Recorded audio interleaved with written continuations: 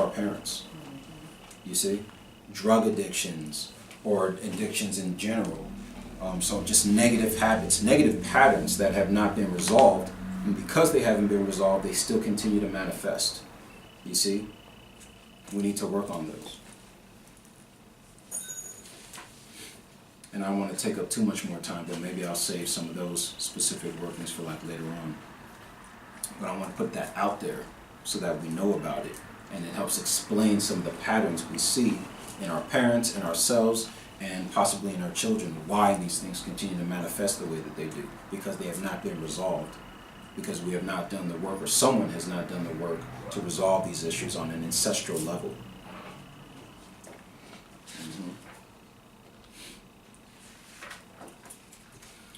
The altar, setting up your altar. Okay. So, your altar can be, it can be on the ground, and that connects to what I demonstrated earlier with the egun stick, right? They were buried under the floor, so it's perfectly fine to have your ancestral shrine or altar on the floor of your space. And if you do have it on the floor, you want to demarcate it. So you use a like a white dish or some kind of dish, and you would break it, and then you use the shards to create the semicircle or a half circle, depending on where you place it. Whether it's against the wall, it'd be a half circle, or in a corner, and so forth. So you can use that, the shards of the plate, as a demarcation point, because they are no longer, it's to help them understand that they are no longer amongst the living, nor should they try and force their way back to the life or the body in which they once had. Another thing is this right here, is efun. Here, I'll pass these around to y'all. Also known as cascarilla. You can use this. What's that for? Cascarilla, efun. You use this for demarcating where your ancestors. Is it like chalk? Oh. That's what Yeah, it's kind of. Yeah, it's like chalk. People Smells certainly like write chalk, with it like that. Yeah, and you can use that, crumble it up, powder, and you make the circle with that, and that will be the demarcation line for where you go to meet with and work with your ancestors to get that type of work done. So that's something that you can use right there. You can put it up on a table. What is that called again? Efun or cascarilla. You can put your ancestor altar on a table, regular table, like this, that's fine. Imagine if these were all like pictures or items that they were, that was some kind of connection to them in life. So you'd have items around them that they liked if you knew who they were, It could be pictures, it could be, baby shoes, it could be so on and so forth, and when we get to offerings, those would be things that would be specific, maybe to an individual, especially if you have a strong connection to them, or just some water, you can't go wrong with water. But as far as an altar, yeah, up on a table, fine. You can also put it up on like a mantelpiece above a fireplace, like that's where I had mine originally, was up on the mantelpiece, at my place. That works great. Some people put it up on a like a bookshelf.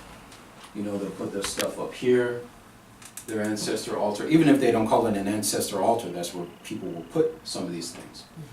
They just may call it something else.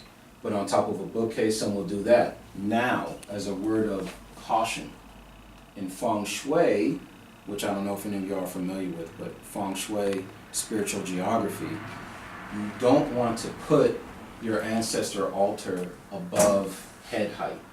You wouldn't want it to be a place like this high, especially depending on how tall you are. Why? Because in feng shui it said that to have an ancestor altar that high up above your shoulders or above your head will actually cause discomfort or pain or injuries to the head, to the neck, or to the shoulders. So in feng shui, that's actually ill-advised.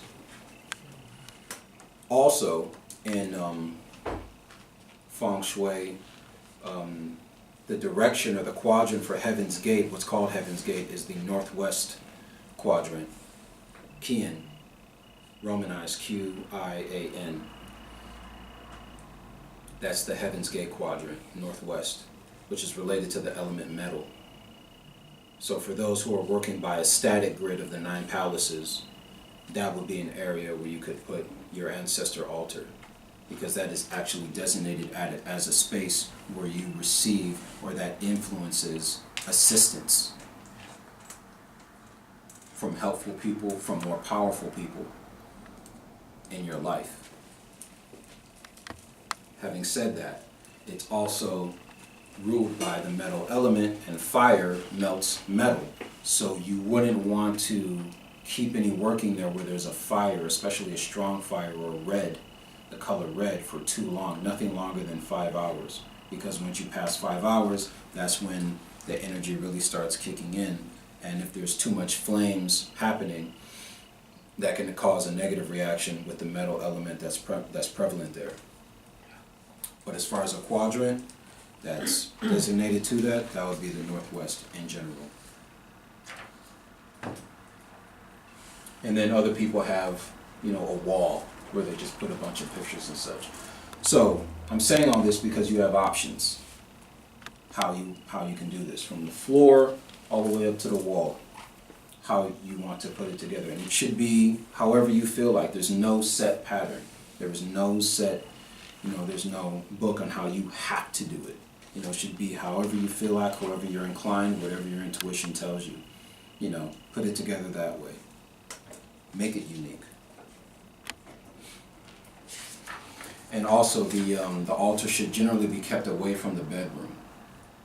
So this goes without saying, it shouldn't even be in the bedroom, because then you're inviting all those spirits, all that activity into your place of rest. And you don't want that. It will keep you up. Even in another room, it can keep you up. Just when you have sight of it, it can keep you up. But yeah, you don't want your ancestor altar within a general proximity to your bedroom.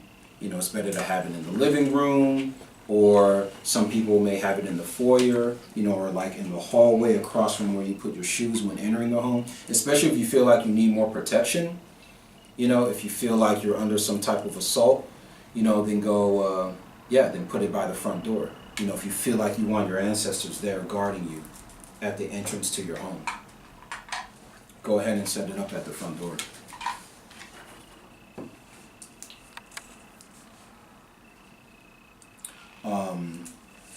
You obviously want to wipe it down. I've been taught that you can use like a little bit of ammonia and some salt, and to wipe down your altar area with that, using like a white cloth or something, wash it down with this. That'll be fine.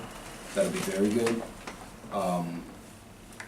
But there's other herbs and ways of doing it, especially if you don't have ammonia or don't know where to find it. Even at least just cleaning it, washing it. And you want to be praying, doing your prayer while this is happening too.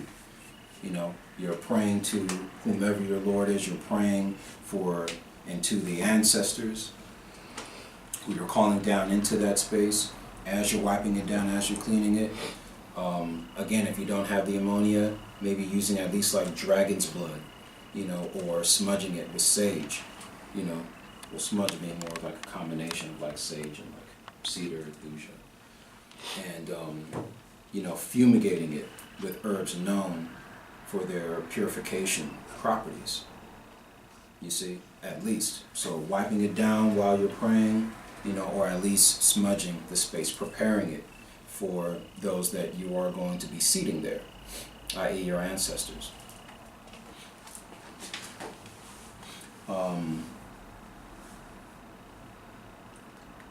Offerings. Simple offering of water and light will work just fine, especially initially. Water and light. Clean water, clean, pure water, cool water, and light, a candle. And it doesn't even have to be a massive one, but whatever you're inclined to. If you feel like grabbing the big one, grab the big one. If it's a tea candle, use the tea candle. But water and light, those two offerings were great. Oh. Later on, you know, if you'd like, you can get more elaborate. Or if you're already familiar with offerings, you know, you can get more elaborate too. Food offerings. Plantain, Plantain, is generally a safe bet as a food offering. If you have any Asian ancestry or ancestors, like 3 mandarins, 3 oranges, setting those out, you know, those work really well. You know, finding out what they liked. And if you know where they came from, you know, what might have been some fruits and foods and so forth, particular to those regions. Set those out. You know, don't just set out like, oh, this is what I like. What would they have liked? Right? And by looking at this, we can also find out more things that connect to medicine. Because if you notice that there's certain kinds of foods that your ancestors liked that keep going back, your father, your grandfather, and so on and so forth, your ancestral mother, and you keep getting this pull towards this particular type of food and so forth. And if you notice that you have a particular disease that's connected to diet, and they keep asking for a particular food, check out if the food that they keep requesting or you keep being inclined to offer is in any way connected to the imbalance or the disease that you have that's connected to diet. You see? This is how we can figure some of this stuff out. What they were eating and this person was eating and this person's eating, and then all of a sudden I see manifesting in myself. I have this predisposition for diabetes, or I have this predisposition for blah, blah, blah. And you look at the offerings that these people want, and they're all things that contribute to that disease. Does that make sense?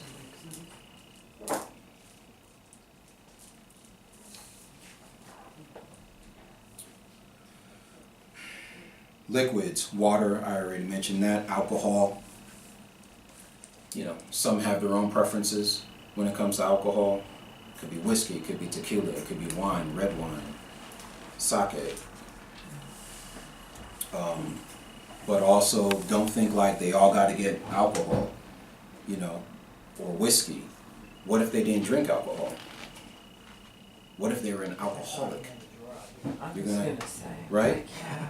You're gonna offer an alcoholic spirit alcohol. It's party time. Yeah.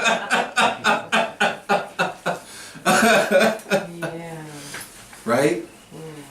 We have to think about these things. We have to be conscious of that. Yes. A little Beetlejuice moment happening. Mm-hmm. Don't say that word too much, guys. I know. That's right. Get ready.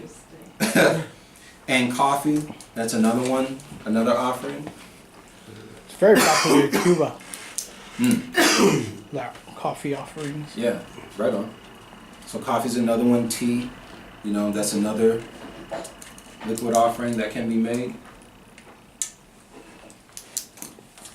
Cocoa. Yeah. Milk, especially depending on how it manifests. Also wanted to share some herbs too for working with ancestors and family. One of the prime ones is bloodroot. That one, bloodroot, can be worked with in all family matters. All family matters. This is important. Whether it's people who are living or those that have passed on. Bloodroot is very useful.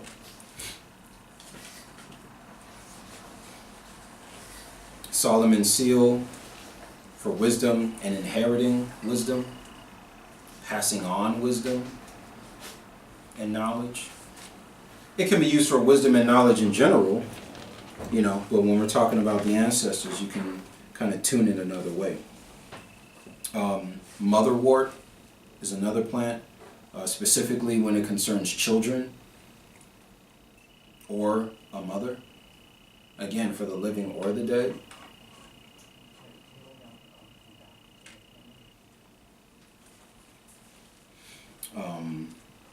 Lovage for self-love. but I also would like to include it where you know there may be self-hatred involved in the work you may be doing with an ancestor, or that has manifested itself in some way amongst their descendants. Lovage. Yeah. Some more I wanted to share.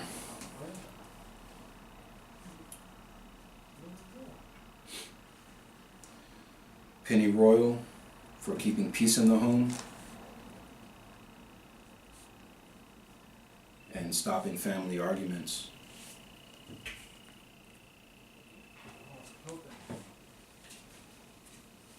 And marjoram to drive off those that want to cause your family harm.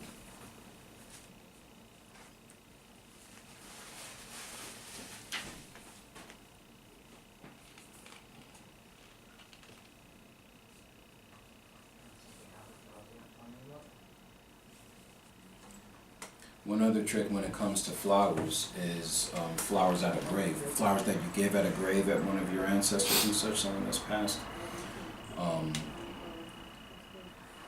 Is after those flowers have dried up, or that flower has dried up, taking that flower and bringing it back to put on your altar. That can be done as well.